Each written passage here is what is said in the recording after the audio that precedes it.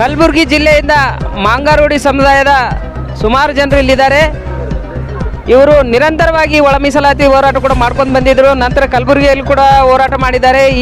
ಇದಾದ ನಂತರ ಕೂಡ ಮತ್ತೆ ಕಲಬುರಗಿಯಲ್ಲಿ ಇಟ್ಕೊಂಡಿದ್ದಾರೆ. ಒಂದು ವೇಳೆ ಇಲ್ಲಿ ಏನಾದರೂ ಅವರಿಗೆ ನ್ಯಾಯಯುತವಾದಂಥ ನ್ಯಾಯ ಸಿಕ್ಕಿಲ್ಲ ಅಂತಂದ್ರೆ ಕೂಡ ಮತ್ತೆ ಕಲಬುರಗಿಯಲ್ಲಿ ಇಟ್ಕೊಂಡಿದ್ದಾರೆ. ಅದಕ್ಕಾಗಿ ಇವರು ಲಾಯರ್ ಅದ್ದಾರೆ, ಅನಿಲ್ ಕಾಂಬ್ಳೆ ಸರ್ ಅಂತೇಳಿ. ಅವರು ಒಂದು ಸಮುದಾಯದಿಂದ ಕಲಬುರಗಿ ಜಿಲ್ಲೆಯಿಂದ ಬಂದಿದ್ದಾರೆ. 600-700 ಕಿಲೋಮೀಟರ್ದಿಂದ ಬಂದಿದ್ದಾರೆ. ನೋಡೋಣ ಅವರ ವೇದನೆ ಏನಿದೆ ಅಂತೇಳಿ. ಸರ್, ಇದುವರೆಗೆ ತಾವು ಭಾಳಷ್ಟು ಹೋರಾಟಗಳು ಮಾಡಿದ್ದೀರಿ. ತಮಗೆ ತಮ್ಮ ಒಂದು ಅಲೆಮಾರಿ ಸಮುದಾಯಕ್ಕೆ ಅನ್ಯಾಯವಾಗಿದೆ ಅಂತ ಹೇಳ್ತಾ ಇದ್ದೀರಿ. ಇಲ್ಲಿವರೆಗೂ ತಮಗೆ ಸಿಗಬೇಕಾದಂಥ 1% ಮೀಸಲಾತಿ ಸಿಕ್ಕಿಲ್ಲ. ಮತ್ತು ಇದ್ರ ಬಗ್ಗೆ ತಾವು ಏನು ಹೇಳಿ ಇಚ್ಛೆ ಪಡ್ತೀರಿ ಸರ್? ಇದು ಇಟ್ಕೊಂಡು ಜಸ್ಟಿಸ್ ಎಚ್.ಎನ್. ನಾಗಮೋಹನ್ ದಾಸ್ ಅವರ ವರದಿಯಂತೆ ಸರ್ಕಾರಕ್ಕೆ ಯಾವಾಗ ಶಿಫಾರಸು ಆಯಿತು, ರಿಪೋರ್ಟ್ ಸಬ್ಮಿಟ್ ಆಯಿತು, ನಾವು ತಿಳ್ಕೊಂಡಿದ್ದೇವೆ ಯಾವಾಗ 4-5 ಏನು ಕ್ಯಾಟಗರಿ ಆಗ್ಯಾವ. ನಮ್ಮ ಅಲೆಮಾರಿಗೆ ಫಸ್ಟ್ ನಮಗೆ ಪ್ರಿಫರೆನ್ಸ್ ಸಿಕ್ಕ್ಯದ. 1% ನಮ್ದು ಸ್ವಾತಂತ್ರ್ಯ ಸಿಕ್ಕಿ ಇಷ್ಟು ವರ್ಷಗಳು ಆದರೂ ಕೂಡ ಈಗಾರ ನಮಗೆ ನಾವು ಸ್ವಾತಂತ್ರ್ಯದಿಂದ ಮುಕ್ತ ಆದೇವು ಅಂತ ನಾವು ಎಷ್ಟೋ ಸಂತೋಷದಿಂದ ನಾವು ಕಾಯ್ತಾ ಇದ್ದೆವು.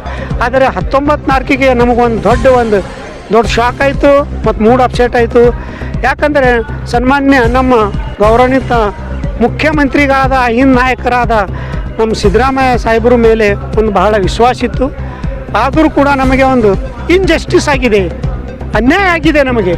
ಯಾಕಂದರೆ ನಾವು ಅತ್ಯಂತ ಸೂಕ್ಷ್ಮ ಮತ್ತು ಅತಿ ಸೂಕ್ಷ್ಮ ಸಮುದಾಯ ಮಾಂಗಾರೋಡಿ ಸಮುದಾಯ. ಯಾಕಂದರೆ ನಮ್ಮ ಜನಾಂಗ ಇರೋದು ಕೇವಲ 4 ಜಿಲ್ಲೆಯಲ್ಲಿ ಮಾತ್ರ. ಸರ್, ತಾವು ಸರ್ವೆ ಮಾಡಿ ಆಲ್ರೆಡಿ ಗೌರ್ಮೆಂಟ್ಗೆ ನಿಮ್ಮಲ್ಲಿ ಸರ್ವೆ ರಿಪೋರ್ಟ್ನಲ್ಲಿದೆ. ಹುಡುಕ್ಯಾಡಿದ್ರು ಅಂದ್ರೆ ನಮ್ಮ 5-6 ಸಾವಿರ ಜನಸಂಖ್ಯೆ ನಮ್ಮ ಪಾಪ್ಯುಲೇಷನ್ ಸಿಗಲ್ಲ.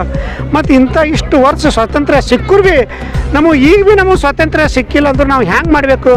ಅದೇ ಬೀದಿಗೆ ನಾವು ಅದೇ ರೀತಿಯಾಗಿ ಬರಬೇಕು, ಅದೇ ಕಾಚ್ಪತ್ರ ಆಯ್ಬೇಕು, ಅದೇ ಚಿಂದಿ ಆಯೋದು, ಅದೇ ಸಾನೆ ಹೊಡೆಯೋದು, ಅದೇ ಎಮ್ಮೆ ಬಳಸೋದು. ಹ್ಯಾಂಗೆ ನಮ್ಮ ಜೀವನ ದುಸ್ತರ ಜೀವನ ಆಗಿದೆ. ಈಗ ನಮ್ಮದು ನಿಗಮದ ಅಧ್ಯಕ್ಷರಾಗಲಿ, ನಮ್ಮ MD ಅವರಾಗಲಿ, ಈಗ ಒಂದು ತಿಂಗಳು ಹಿಂದ್ಗಡೆ ನಮ್ಮ ಪ್ರತಿ ಏರಿಯಾಕ್ಕೆ ಪ್ರತಿ ಓಣಿಗೆ ವಿಸಿಟ್ ಮಾಡಿದ್ರು ಖುದ್ದು ಅವ್ರಿಗೆ ಗುರ್ತದ ನಮ್ಮ ಪರಿಸ್ಥಿತಿ ಯಾವ ರೀತಿ ಅದೇ. ಏನೋ ನಾವು ತಿಳಿದೀವೋ ಈ 1%ಲಿಂದ ನಮ್ಮ ಸಮಾಜಕ್ಕೂ ಕೂಡ ಏನೋ ಒಂದು ಅರ್ಧ ರೊಟ್ಟಿ ಏನೋ ನಮಗೆ ಸಿಗ್ತಾ ಇದೆ. ಆದರೂ ನಮಗೆ ಅನ್ಯಾಯ ಆಗಿದೆ. ನಮ್ಮದು ಹೋರಾಟ ಇಷ್ಟಕ್ಕೆ ನಿಲ್ಲೋದಿಲ್ಲ. ನಾವು ಈಗ ತಮ್ಮ ಜಿಲ್ಲೆಯಿಂದ ಇಡೀ ರಾಜ್ಯ ಕಾಂಗ್ರೆಸ್ ನಂತರ ರಾಷ್ಟ್ರ ಕಾಂಗ್ರೆಸ್ದ ಅಧ್ಯಕ್ಷರಾದಾರ ಮಲ್ಲಿಕಾರ್ಜುನ್ ಖರ್ಗೆಜಿ ಅವರು ಸನ್ಮಾನ್ಯ. ನಂತರ ಸಚಿವರು ಕೂಡ ಪ್ರಿಯಾಂಕ್ ಖರ್ಗೆಜಿ ಅವರದಾರ. ಅವರಿಗೆ ತಾವು ಅಲ್ಲಿ ಕ್ಷೇತ್ರದವರು ಕೂಡ ಆಗ್ತೀರಿ. ಅವ್ರ ಗಮನಕ್ಕೆ ತಂದರೆ ಈ ಕೆಲಸ ಆಗಲ್ಲ ಅಂತೀರಾ? ಇದುವರೆಗೆ ಈ ವಿಷಯದ ಬಗ್ಗೆ ಅವ್ರಿಗೆ ಮಾತನಾಡಿದ್ದೀರಾ ಅಥವಾ ಮಾತನಾಡ್ಬೇಕು ಅಂದ್ಕೊಂಡಿದ್ದೀರಾ? ಸರ್, ನಮ್ಮ ಪ್ರಿಯಾಂಕ್ ಸಾಹೇಬರು ನಾಯಕರು ಇದ್ದಾರೆ. ನಮ್ಮ ದೊಡ್ಡ ಮಲ್ಲಿಕಾರ್ಜುನ್ ಖರ್ಗೆ ಸಾಹೇಬರು ನಮ್ಮ ಜಿಲ್ಲೆದ ಒಂದು ಕಿರೀಟರ ಇಡೀ ಎಂಟೈರ್. ಈಗ ನೋಡ್ರಿ, AICC ಅಧ್ಯಕ್ಷರು ಅಂದ್ರೆ ನಮ್ಮೊಂದು ಕಿರೀಟನೇ ಒಂದು ಹೈದರಾಬಾದ್ ಕರ್ನಾಟಕ ಒಂದು ಅಭಿಮಾನ ಮಾತೇ ಇಲ್ಲ. ಅದು ನಮ್ಮ ಪ್ರಿಯಾಂಕ್ ಸಾಹೇಬರು ಭೀ ಆ್ಯಕ್ಟಿವ್ ಇದ್ದಾರೆ. ಪ್ರತಿ ಕಮ್ಯುನಿಟಿ ಬಗ್ಗೆ ಅವ್ರು ಲಕ್ಷ್ಯ ಕೊಡ್ತಾರೆ. ಆದ್ರೂ ಭೀ ಅಲೆಮಾರಿ ಸಮುದಾಯ ಬಗ್ಗೆ ಕ್ಯಾಬಿನೆಟ್ ಬಳಿ ಅವರು ಯಾಕೆ ಡಿಸ್ಕಸ್ ಮಾಡಿಲ್ಲ, ಏನು ಮಾಡಿಲ್ಲ, ಅದು ದೇವರಿಗೆ ಹತ್ತಿದ ಮಾತು. ಆದರೂ ಅದು ಇಶ್ಯೂ ಎತ್ತಬೇಕಿತ್ತು. ಯಾಕಂದರೆ ನಮ್ಮ ಮಲ್ಲಿಕಾರ್ಜುನ್ ಖರ್ಗೆ ಸಾಹೇಬರು ನಾವು ಇವತ್ತವ್ರಿಗೆ ಸೆಕೆಂಡ್ ಬಾಬಾ ಸಾಹೇಬ್ ಅಂಬೇಡ್ಕರ್ ಅಂತೀವಿ. ಆದರೂ ಸೆಕೆಂಡ್ ಬಾಬಾ ಸಾಹೇಬ್ ಅಂಬೇಡ್ಕರ್ ಒಂದು ಯಾವಾಗ ಅವ್ರಿಗೆ ನಾವು ತಿಳ್ಕೊತೀವಿ ಅಂದ್ರೆ ನಮ್ಮ ಸೆಕೆಂಡ್ ಬಾಬಾ ಸಾಹೇಬ್ ಅಂಬೇಡ್ಕರ್ ನಮ್ಮ ಮ್ಯಾಗ ಯಾಕೆ ಕಣ್ಣು ಬಿದ್ದಿಲ್ಲ ಅವ್ರದ್ದು? ಯಾಕೆ ಅವ್ರು ನಮಗಿಷ್ಟು ನಿರ್ಲಕ್ಷ್ಯ ಮಾಡಿದ್ರು? ನಾವು ಏನು ಹಿಂಗೆ ಇರಬೇಕಾ? ಹಿಂಗೆ ಇರೋ ಅಂದ್ರೆ ಹಿಂಗೆ ಇರ್ತೀವಿ. ಹಿಂಗೆ ನಮ್ಮ ಜೀವನ ಇರಲ್ಲ ಅಂದ್ರೆ ಹಿಂಗೆ ಇರಲಿ. ಮತ್ತು ಯಾವಾಗ ಅವ್ರ ಕನ್ಯೆ ನಮ್ಮ ಮ್ಯಾಗ, ಅವ್ರ ನಿಗಾನೇ ನಮ್ಮ ಮ್ಯಾಗ ಬೀಳಲ್ಲ ಅಂದ್ರೆ ನಾವು ಏನು ಮಾಡಿದೆವು ಸರ್? ನಾವು ಅಶಕ್ತರಿದ್ದೀವಿ, ನಾವು ಮಜಬೂರ್ ಇದ್ದೀವಿ. ಎತ್ತರಿ ಬಾಬಾ ಸಾಹೇಬ್ ನಿಮಗೆ ನಾವು ಸೆಕೆಂಡ್ ತಿಳಿಯಲಕತ್ತೀವಿ. ಸೆಕೆಂಡ್ ತಿಳಿತಾಗ ನಿಮ್ಗೆ ಎತ್ತದ ನಿಮ್ದು ಸರ್, ಅದು ನಿಮ್ಮ ಮ್ಯಾಗೆ ಇದೆ. ನೋಡಿರಿ, ಇನ್ನೂ ಭೀ ಕಾಲ ಮಿಂಚಿಲ್ಲ. ನೀವು ಮನಸ್ಸು ಮಾಡಿದರೆ ನಮ್ಮ ಮಲ್ಲಿಕಾರ್ಜುನ್ ಖರ್ಗೆ ಸಾಹೇಬರಾಗಲಿ, ಪ್ರಿಯಾಂಕ್ ಸಾಹೇಬ್ರಿಗಾಗಲಿ, ಪರಮೇಶ್ವರ್ ಸಾಹೇಬರಾಗಲಿ, ನಮ್ದು ಅವ್ರು ಮನಸ್ಸು ಮಾಡಿದ್ರು ಏನು ದೊಡ್ಡ ವಿಷಯ ಇಲ್ಲ. ಮನಸ್ಸು ಮಾಡಿದ್ರು ಅವರು ಮತ್ತಿದು ಏನಾರ ಇದೇ ಒಂದು ಆದೇಶಕ್ಕೆ ಮತ್ತೆ ಏನಾರ ಒಂದು ತಿದ್ದುಪಡಿ ಮಾಡಿ ಏನಾರ ಒಂದು ಆರ್ಡರ್ ಆಗ್ಬೋದಿಲ್ಲ. ಏನು ದೊಡ್ಡ ವಿಷಯ ಇಲ್ಲಾಂದ್ರೂ ನಮ್ಮ ದಾರಿ ಮತ್ತು ನಾವು ನೋಡ್ಕೋಬೇಕು ಅನಿವಾರ್ಯ ಅದ. ಈ ಮೂಲಕ ನಾನು ಹೇಳಕ್ಕೆ ಇಷ್ಟಪಡ್ತೀನಿ.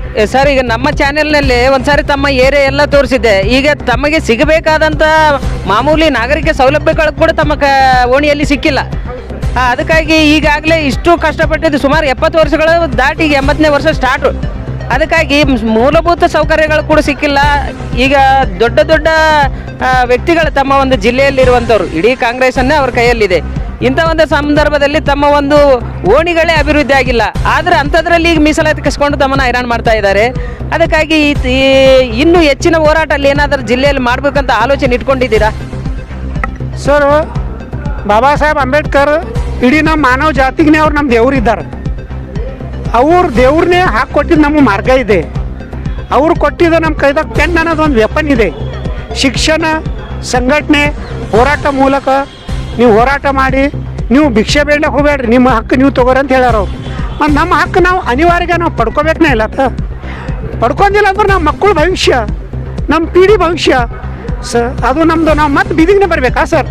ಯಾವಾಗ ನೀವು ಬಾಬಾ ಸಾಹೇಬ್ ಅಂಬೇಡ್ಕರ್ ಸಾಮಾಜಿಕ ನ್ಯಾಯ ಸಂವಿಧಾನ ಮಾತಾಡ್ತೀವಿ ಅಂದ್ರೆ ಮತ್ತು ನಮಗೆ ನ್ಯಾಯ ಸಿಗಬೇಕಿಲ್ಲ ಸರ್? ನಾವು ಭೀ ನಿಮ್ಮ ಚಿಕ್ಕ ಅಣ್ಣ ತಮ್ಮರು, ಸೂಕ್ಷ್ಮ ಅಣ್ಣ ತಮ್ಮರು ಇದ್ದೀವಿಲ್ಲ, ಮತ್ತು ನಮ್ಮ ಭೀ ನಿಗಾ ಮಾಡಬೇಕಿಲ್ಲ. ಅವ್ರು ನೀವು ಮಾಡಿಲ್ಲ ಅಂದ್ರೆ ಮತ್ತು ಅವ್ರು ಕೊಟ್ಟಿದ್ದೇ ವೆಪನ್ ಅದ ನಮ್ಮ ಬೈಲಿ. ಅವ್ರು ಕೊಟ್ಟಿದ್ದೇ ಒಂದು ಮಾರ್ಗದರ್ಶನ ಇದೆ, ಅವ್ರು ಕೊಟ್ಟಿದ್ದು ಒಂದು ಹೋರಾಟದ ಒಂದು ವೆಪನ್ ಅಸ್ತ್ರ ಇದೆ. ಅದೇ ಮುಂದೆ ನಾವು ಯೂಸ್ ಮಾಡ್ತೀವಿ ಅಂತ ಈ ಮೂಲಕ ನಾನು ಹೇಳಕ್ಕೆ ಇಷ್ಟಪಡ್ತೀನಿ. ಧನ್ಯವಾದಗಳು. ಅಲೆಮಾರಿ ಸಮುದಾಯದಲ್ಲಿ ಮೊದಲನೇ ಲಾಯರ್, ಅವರ ಒಂದು ಸಮುದಾಯದಲ್ಲಿ ಮೊದಲನೇ ಲಾಯರ್ ಅವರು. ಅದಕ್ಕಾಗಿ ಅವರ ಒಂದು ಓಣಿಯಲ್ಲಿ ನಾನು ನಮ್ಮ ಚಾನೆಲ್ನಲ್ಲಿದೆ, ತಾವು ಯಾರಾದರೂ ಬೇಕಾದರೂ ನೋಡ್ಬೋದು. ಅವ್ರ ಓಣಿ ಭಾಳ ಅಂದರೆ ಹಿಂದುಳಿದಿದೆ. ಯಾವುದೇ ತರಹದ ಅಲ್ಲಿ ಮೂಲಭೂತ ಸೌಕರ್ಯಗಳಾಗಿಲ್ಲ. ಇಲ್ಲಿವರೆಗೂ ಬೆಂಗಳೂರಿಗೆ ಬಂದು ಇಲ್ಲಿವರೆಗೂ ಇಷ್ಟೆಲ್ಲ ಜನ ಹೆಣ್ಮಕ್ಳು ಪಾಪ ಚಿಕ್ಕ ಮಕ್ಕಳನ್ನ ಕರ್ಕೊಂಡು ಬಂದು ಹೋರಾಟಕ್ಕೆ ಬಂದಿದ್ದಾರೆ. ಇವರಿಗೂ ನಮ್ಮ ಒಂದು ಚಾನೆಲ್ ವತಿಯಿಂದ ಹೃತ್ಪೂರ್ವಕ ಧನ್ಯವಾದಗಳು. ನಮಸ್ಕಾರ ಸರ್.